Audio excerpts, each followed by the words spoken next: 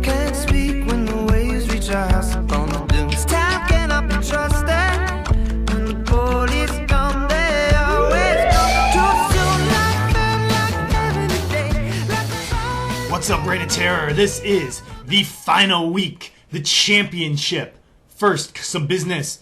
Peekaboo Crew has scored the most points regular season through week 13 and will be rewarded with $200, which he will probably be splitting with 7 other people or something. And then, in the consolation bracket, we have Greg's team versus Peekaboo Crew to determine who will name Bill's team next season. And then, third place game for $200 between the Dads, the Top Gun Ballers versus the Rams. And then, finally, the championship, Fat Shack versus Brady's Duck Handler. Let's break down the matchup. Silence of the Rams is projected to win by 10 points, if things stand right now. But can we trust Jared Goff against San Francisco? I don't know. I'd go with Drew Brees myself. Michael Thomas, probably the best wide receiver this year. Easily a favorite over Beckham, who is having problems.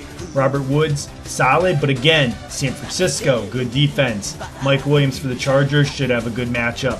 Ezekiel Elliott versus Philadelphia, I like that matchup there much better than David Montgomery versus KC. Derrick Henry didn't do much last week. He's going against Chris Carson, who's probably a top 5 running back. I picked Chris Carson. Geodude versus Hunter Henry. Got to give the edge to Hunter Henry. Emmanuel Sanders and Mike Gallup. This could be a toss-up right here, but I like Emmanuel Sanders in this matchup against the Rams. And then Lutz versus Gold, another toss-up. Too close to tell. And then we have Cleveland versus Baltimore. I don't know why he's picking that. And Green Bay versus Minnesota. Are there no better defensive teams these guys can pick up than those? This is going to be a close one. But I actually like the Ballers in this one. I think there's going to be an upset here. Here it is, folks, the 2019 Reign of Terrors Championship. The winner will get $500. The second place team will get $300. Significant. Let's check it out. The Duck Handlers had a team full of players who had good second halves of the year, slow start. Fat Shack, kind of the opposite. Started to slow down towards the second half, but still strong enough team to carry through. One thing I noticed right off is that Fat Shack has almost all of his players playing on away games. Duck Handler, several himself playing away games. But let's break it down. Jameis Winston, he usually starts off with -2 points and then he goes off. He got Fat Shack like 30 points last week. But Fitzpatrick is playing against Cincinnati, who is garbage.